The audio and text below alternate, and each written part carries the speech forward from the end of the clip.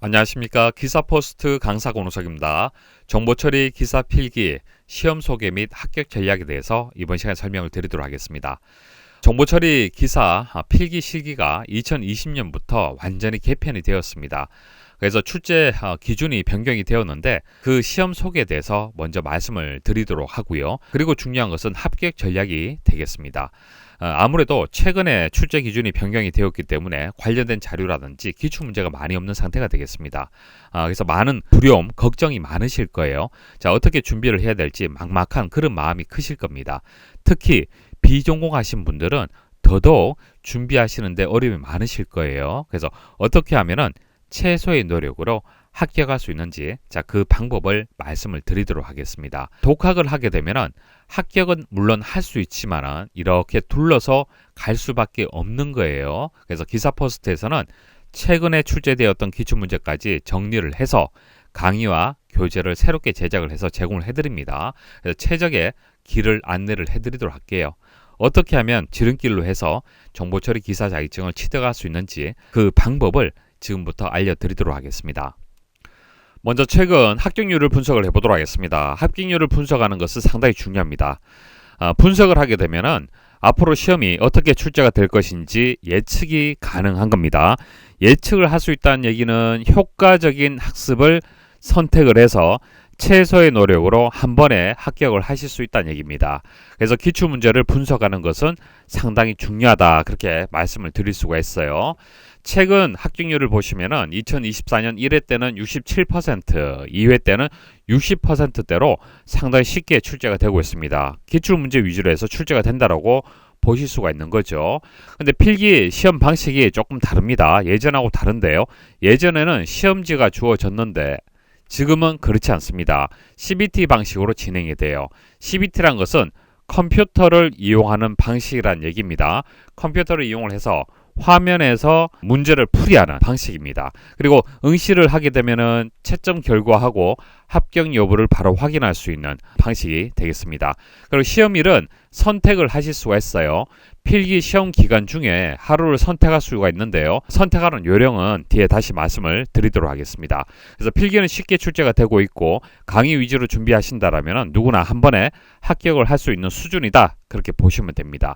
자, 그런데 실기는요, 합격률이 좀 저조합니다. 18% 정도로 해서 합격률이 나오고 있는데 필기하고 실기하고 출제 기준은 비슷합니다. 비슷한데 실기가 이렇게 합격률이 떨어지는 이유는 필기는 보기가 주어지는 방식이죠. 사지선다형 방식이 되는 겁니다. 보기가 주어지는 방식이 되기 때문에 합격률은 높아지는 거고요.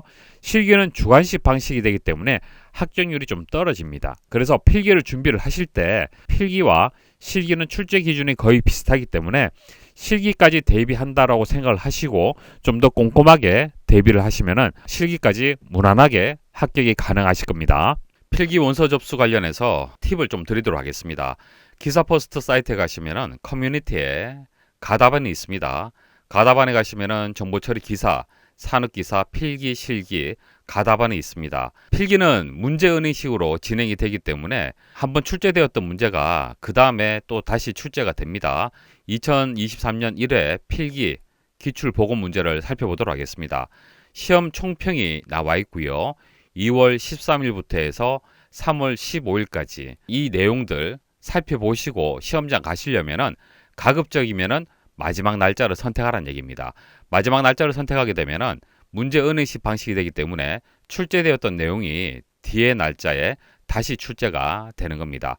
자, 이렇게 해서 과목별로 해서 어떻게 출제가 되었는지 매일 복원을 해드리도록 하겠습니다. 참고하시고 시험장 가시면 되겠습니다. 정보처리 기사 출제 기준 변경 사항을 필기 실기 같이 설명을 드리도록 하겠습니다. 내용이 거의 동일합니다. 자, 정보처리 기사 자격증이라는 것은 공단에서 어떤 것을 이제 확인하고자 하냐면은 소프트웨어를 설계할 수 있는지, 구현할 수 있는지, 테스트를 수행할 수 있는지, 그리고 사용자에게 배포할 수 있는지, 이후에 버전 관리를 할 수 있는지, 이런 것을 점검을 하는 것이 정보처리 기사 자격증이 되는 겁니다. 여러분들은 대부분 사용자 입장에서 소프트웨어를 사용하고 있죠. 다운로드 받아서 설치하고 이용을 하고 있습니다. 자, 하지만 앞으로는 소프트웨어를 개발하는 개발자 입장에서 바라보셔야 됩니다. 시각이 좀 달라지는 거죠. 그래서 개발자 입장에서 예를 들어서 계산기라는 프로그램을 개발해달라는 의뢰가 들어왔을 때 설계를 해야 되고, 자, 요구사항이 있겠죠.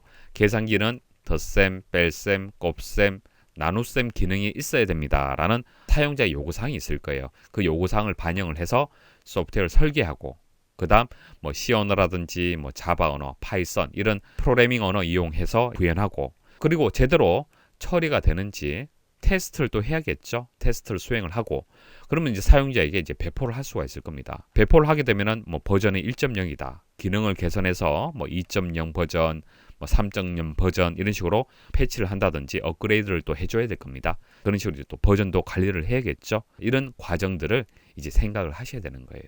그래서 필기시험은 자, 이런 과정들을 이론적으로 잘 알고 있느냐 검증하는 시험이 필기시험이 되는 거예요. 실기시험은 실무에서 이 이론적인 내용을 이용을 해서 실제 소프트웨어를 개발하고 테스트하고 뭐 배포하고 이런 것들을 실무적인 관점에서 이해하고 있는지 점검을 한다는 얘기입니다. 그래서 출제 범위는 거의 동일합니다. 필기는 이론적인 내용, 실기는 실무적인 관점에서 주관식 방식으로 출제가 된다. 자, 그렇게 정리를 하시면 되겠습니다. 필기는 보기 4개가 주어지는 객관식 방식이 되는 거고요. 실기는 주관식 방식이 됩니다. 문제가 주어지면은 답을 정확하게 넣으셔야 됩니다. 보기가 없기 때문에 이 문제를 정확하게 알고 있어야만 문제를 풀 수 있는 겁니다. 실기 들어가서 문제풀이하는 방법이라든지 그런 것들은 다시 설명을 드리도록 하고요. 필기는 이제 과목별로 해서 이제 20문제가 출제가 됩니다. 5개 과목으로 구성이 되어 있습니다. 자, 소프트웨어를 설계하는 방법, 개발하는 방법. 자, 근데 소프트웨어만 이제 개발해서는 안 되죠. 대부분의 시스템들이 데이터베이스하고 연동이 되어 있습니다. 그래서 데이터베이스 구축, 프로그래밍 언어 활용. 프로그래밍 언어는 소프트웨어를 개발을 할 때 사용되는 C 언어라든지 뭐 자바 언어, 파이썬 이런 프로그래밍 언어가 있습니다. 이런 것들에 대해서 학습을 하게 되고요. 그리고 시스템을 어떻게 구축을 하는지, 자, 정보 시스템을 어떻게 구축을 하는지 구축하기 위한 내용들, 그런 것들도 학습을 하게 됩니다. 자, 이렇게 5개의 과목으로 구성이 되어 있고요. 20문제씩 출제가 되기 때문에 총 이제 100문제가 출제가 됩니다. 평균 60점 이상이면 합격이에요. 12문제 정도 맞추시면 합격 점수가 된다는 얘기입니다. 주의할 점은 이제 과락이 있습니다. 과목별로 해서 7개 이하를 맞추게 되면은, 그러니까 35점이 되겠죠. 35점 이하가 있는 과목이 있다라면은 나머지 다 뭐 100점, 100점, 100점이다 하더라도 불합격 처리가 됩니다. 주의를 하셔야 돼요. 시험 시간은 2시간 30분인데 시간은 뭐 충분합니다. 시간이 부족해서 불합격했다라는 분은 없습니다. 실기는 이제 약 20문제가 출제가 됩니다. 필기는 이제 100문제 정도가 출제가 되는데 이건 뭐 객관식이 되기 때문에 그렇게 출제가 되는 거고요.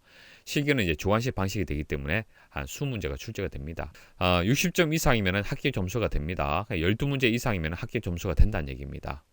그리고 이제 실기는 과락이 없어요. 그리고 시간은 2시간 30분입니다. 충분한 시간이 될 겁니다. 실기 출제 범위를 보시면은 빨간색으로 표시하면 이 부분이 이제 출제가 되는 겁니다. 필기는 이제 5개 과목으로 이렇게 구성이 되어 있고요. 자, 과목별로 해서 세부 항목들이 이렇게 나와 있는데 실기는 과목이 아니고 항목으로 구성이 되어 있습니다. 자, 12개 항목으로 출제 범위가 정해져 있고요. 그래서 요구사항 확인, 화면 설계, 데이터 입출력 구현, 통합 구현, 제품 소프트웨어 패키징 이런 식으로 해서 출제가 됩니다.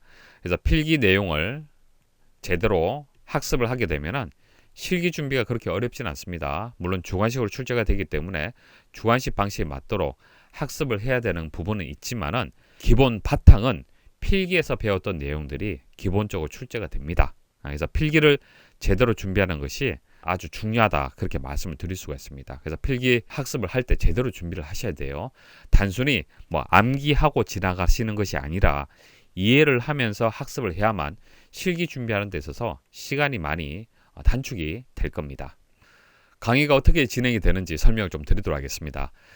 현재 제 강의를 들으시는 분들이 물론 전공하신 분들도 계시겠지만은 비전공하신 분들이 상당히 많으실 겁니다. 그래서 비전공하신 분들의 눈높이에 맞춰서 강의는 진행이 될 겁니다. 그래서 전공하신 분들이 강의를 들으실 때는 너무 기초적인 내용들도 설명을 한다라고 보실 수가 있는데 그런 내용들은 좀 스킵을 하면서 강의를 따라오시면 되겠습니다. 비전공하신 분들을 대상으로 해서 강의를 진행을 하도록 하겠습니다. 그래서 소프트웨어를 이제 설계하는 그런 과목에 대해서 설명을 드릴 때 바로 본론으로 들어가서 설명드리는 것이 아니라 소프트웨어 설계 과목이 무엇인지, 자, 이 과목을 우리가 왜 학습을 해야 되는지 개념 설명을 먼저 드릴 거예요. 자, 소프트웨어 개발 절차가 요구사항을 확인하고, 계산기 프로그램이라면은 덧셈, 뺄셈, 곱셈, 나눗셈 기능을 포함하는 계산기 프로그램 만들어 주십시오라는 요구사항이 있겠죠. 자, 요구사항을 확인하고, 그럼 개발자가 이제 설계를 하겠죠. 구현하고, 테스트하고, 유지보수 단계로 이루어졌다는 얘기입니다. 그 중에서 소프트웨어 설계라는 과목은 요구사항 확인하고 설계하는 데까지가 내용이에요.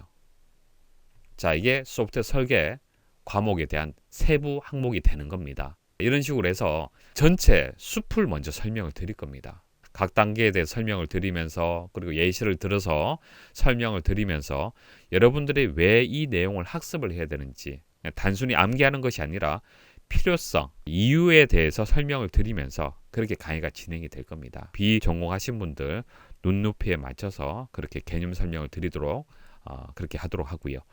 자, 그리고 강의에서 컴퓨터 기초 용어부터 해서 자세히 설명을 드리도록 노력을 하고 있습니다. 컴퓨터를 공부할 때 어렵다라고 느끼는 이유가 여러 가지가 있겠지만 그 중에서 용어에서 막혀서 어렵다라고 느낄 수가 있어요. 자, 컴퓨터 용어가 대부분 영문, 약어 혹은 풀네임으로 되어 있습니다. 그래서 어렵다라고 느낄 수가 있어요. 예를 들어서 데이터 웨어하우스라는 용어가 있는데, 자, 기출된 적이 있습니다. 이 용어에 대한 정의를 설명을 하면서 또 데이터베이스에 대해서 또 나온다는 얘기예요. 그러니까 데이터베이스에 대해서 이해를 못하는데 데이터 웨어하우스를 이해할 수가 없겠죠.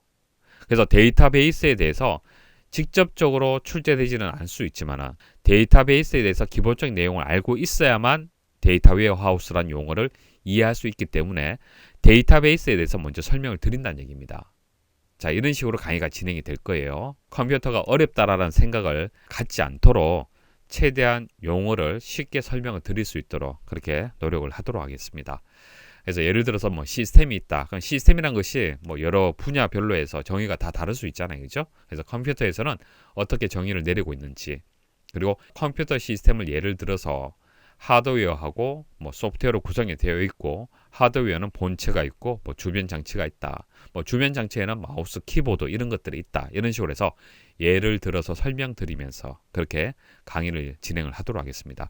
사실 이런 내용들은 출제되지는 않습니다. 기사 수준에 맞지는 않죠. 하지만 이런 기초 내용들을 이해하고 있어야만 그 위에 있는 상위에 있는 개념들을 이해를 하실 수가 있는 거예요. 이 내용들이 출제가 되는 거잖아요. 그래서 이 내용을 이해하기 위해서는 그 아랫단에 있는 용어에 대해서 알고 있어야 됩니다. 비전공하신 분들이 강의를 듣는다라고 생각을 하고 기초부터 해서 용어 차근차근 설명을 드리도록 하겠습니다. 그리고 암기가 아니라 이해를 해서 응용할 수 있는 그런 능력을 키워드리도록 하겠습니다. 암기를 하게 되면 그 문제는 맞출 수 있지만 새로운 유형의 문제는 맞출 수가 없잖아요. 그죠? 그래서 이해를 기반으로 해서 문제를 풀 수 있도록 그렇게 강의가 진행이 됩니다. 자, 예를 들어서 데이터베이스에서 데이터 무결성이라는 것이 있습니다. 데이터 무결성이 데이터베이스에서 상당히 중요한 개념이 되겠습니다. 자, 이런 데이터 무결성에 대한 위배, 자, 이런 내용들이 왜 나오는지, 그러니까 데이터베이스가 왜 도입되게 되었는지, 파일 시스템의 문제점을 설명을 드리면서 자연스럽게 이 용어에 대해서 이해를 하실 수 있도록 그런 식으로 강의가 진행이 되겠습니다. 그리고 용어는 상당히 중요합니다. 필기시험이든 실기시험이든 용어를 중심으로 해서 출제가 됩니다. 그래서 용어를 잘 정리를 하셔야 돼요. 강의가 끝나면은 그 강의에서 다루었던 용어들이 있을 겁니다. 그런 용어들을 잘 정리를 해드릴게요. 여러분도 스스로 용어에 대해서 수시로 학습을 하실 수 있도록 시스템이라든지 자료집을 제공을 해드리겠습니다. 용어집, 자료집 제공해드리고요. 그리고 스마트폰이라든지 PC에서도 바로 화면상에서 문제를 풀 수 있도록 퀴즐렛이라든지 이런 프로그램들 제공을 해드리겠습니다. 자, 그리고 강의는요, 이론 설명을 하고, 자, 이론 설명 끝나면 바로 기출문제 풀이가 진행이 됩니다. C&O에 대해서 이제 학습이 끝났잖아요. 그죠? 자, 끝나게 되면은 C&O에 관련된 기출문제 있을 거고요. 그리고 출제 기준이 이제 2020년부터 바뀌었는데, 자, 그 전에 또 기출문제가 있습니다. 그 전에 기출문제 중에서 C&O와 관련된 기출문제가 있다라면은 그 문제들도 같이 설명을 드릴 겁니다. 그래서 이론 설명 드리면은 개념 잡으실 거고요. 자, 기출문제 풀이하면서 이론적으로 이해했던 내용들이 실제 어떻게 출제가 되는지 강의를 통해서 바로 설명을 드리도록 하겠습니다. 마지막으로 합격 전략 설명드리고 마치도록 하겠습니다. 자, 시험이 어떤 식으로 출제가 되는지, 출제 범위는 어떻게 되는지 어느 정도는 이해가 되시겠죠. 자, 이제 어떻게 대비를 해서 한 번에 합격을 할 거냐, 그 부분을 정리를 좀 해드리겠습니다. 첫 번째는 인강학습 계획표에 대해서 말씀을 좀 드리도록 할게요. 인터넷 강의가 되기 때문에 여러분도 스스로 계획을 세워서 자기 주도적으로 이제 학습을 해야 됩니다. 자, 하지만 쉽지 않잖아요. 그죠? 그래서 표를 제공을 해드릴 겁니다. 4주가 남았을 때, 5주가 남았을 때, 6주가 남았다. 시험일을 기준해서 현재 시점에서 어느 정도 시간이 남았는지에 따라서 다를 겁니다. 그래서 4주가 남았다. 그러면은 1일차에는 무엇을 공부를 해야 되고 2일차에는 무엇을 공부를 해야 되고 3일차에는 무엇을 공부하십시오라는 표를 제공을 해드리겠습니다. 그래서 이 표를 기준해서 그렇게 학습을 한다라면은 시험일까지 차질 없이 제대로 준비가 되실 겁니다. 그리고 강의는 비전공자 위주로 해서 그렇게 진행이 됩니다. 전공하신 분들은 좀 쉬운 내용이 있다라면 스킵해서 지나가시면 됩니다. 자, 2020년부터 NCS 기준에서 출제 기준이 바뀌었습니다. 자, 국가직무능력표준이라고 해서 개발자가 가져야 될 역량이 있을 거예요. 그죠? 개발자는 이런 내용들을 학습을 해야 된다. 이런 어떤 능력을 가지고 있어야 된다라는 것이 NCS가 되는 겁니다. 그래서 그 내용을 완벽하게 분석을 해서 강의에 반영을 해서 그렇게 제작을 할 겁니다. 그래서 강의만으로 합격을 하실 수 있도록 그렇게 제작이 되고요. 그리고 기사 포스트만의 이제 합격 전략이 있습니다. 강의를 통해서 자, 기본적인 유형들을 해결할 수 있는 능력을 제공을 해드릴 거예요. 자, 이론 설명드리면서 기본적인 유형에 대한 대처 능력을 키울 수 있도록 해드리고요. 그리고 기출 문제, 기출 예상 문제 이런 다양한 문제들을 많이 제공을 해드릴 겁니다. 그래서 다양한 문제들을 풀이할 수 있는 능력을 또 키워드릴 거고요. 그리고 시험장 가시기 전 실전 모의고사 풀이하실 수 있도록 자, 100문제를 과목별로 해서 정리해서 또 제공을 해드릴 겁니다. 그래서 제대로 학습을 했는지 점검을 하실 수 있도록 그래서 이제 시험장 가실 수 있도록 그렇게 제공을 해드리겠습니다. 자, 이렇게 학습을 하게 되면은 불합격하는 경우는 없다라고 보시면 됩니다. 자, 용어가 중요하다라고 말씀을 드렸죠. 자, 필기에서도 용어 중심으로 출제가 되고 실기에서도 용어 중심으로 출제가 됩니다. 그래서 용어집 제공을 해드릴 겁니다. 인쇄된 용어집도 있고요. 파일로도 제공해 드릴 거고요. 그리고 이제 모바일, 스마트폰에서 바로 화면상에 보실 수 있도록 PC에서 보실 수 있도록 자, 다양한 방식으로 해서 제공을 해 드리도록 하겠습니다. 자, 그리고 반복 횟수 제한 없습니다. 강의를 듣는데 강의를 한 번 혹은 두 번만 들을 수 있다. 그런 제한 없습니다. 얼마든지 학습을 하십시오. 강의 재생해서 들으시면 되고요. 장소 제한 없습니다. IP 제한 이런 거 없습니다. 자, 하지만은 불법적으로 아이디를 공유하는 부분들은 계속적으로 저희가 체크를 하고 있습니다. 그런 부분들을 이제 체크를 해서 확인을 하고 있기 때문에 여러분들 혼자 강의를 듣고 장소 이동하면서 듣는 것은 상관없어요. 그런 것들은 문제가 되지 않지만은 아이디를 공유해서 동시적으로 접속을 한다든지 아니면은 그 거리가 상식적으로 이해가 안 되는 수준에서 이제 강의를 듣는다. 그런 것들이 적발이 된다라면은 그런 부분들은 좀 제한이 있습니다. 자, 기본적으로는 얼마든지 제한 없이 학습을 하시면 되고요. 그리고 1회 연장을 해드립니다. 자, 준비를 하다가 다른 일이 있어서 그 회차를 준비 못할 수도 있잖아요. 그죠? 자, 그럴 경우에는 연장 신청을 하시면 됩니다. 자, 연장 신청을 하시면은 다음 시험일까지 강의 또 들으실 수 있도록 수강 기간을 또 조정을 해드리도록 하겠습니다. 합격 전략 강의에서 여러 가지를 말씀을 드렸는데 잘 모르셔도 됩니다. 너무 걱정하지 마시고요. 비전공자 위주로 해서 강의가 진행이 될 겁니다. 그래서 여러분들이 생각하는 눈높이에 맞춰서 이제 설명을 드리기 때문에 많이 어렵지는 않을 겁니다. 그래서 강의 하나하나 잘 따라오시면은 누구나 반드시 합격할 수 있도록 그렇게 시스템이 만들어져 있습니다. 그래서 다른 고민하지 마시고 고민한다든지 걱정한다든지 이런 것들은 자격증 취득에 아무 도움이 안 됩니다. 내가 비전공을 했기 때문에 과연 자격증을 취득할 수 있을까? 그런 걱정하지 마십시오. 여러분들 눈높이에 맞춰서 모든 강의와 자료 시스템들이 제공이 될 겁니다. 저만 따라오시면 반드시 합격할 수가 있습니다. 자, 힘내시고 지금부터 하나하나 잘 따라오시길 바라겠습니다. 수고하셨습니다.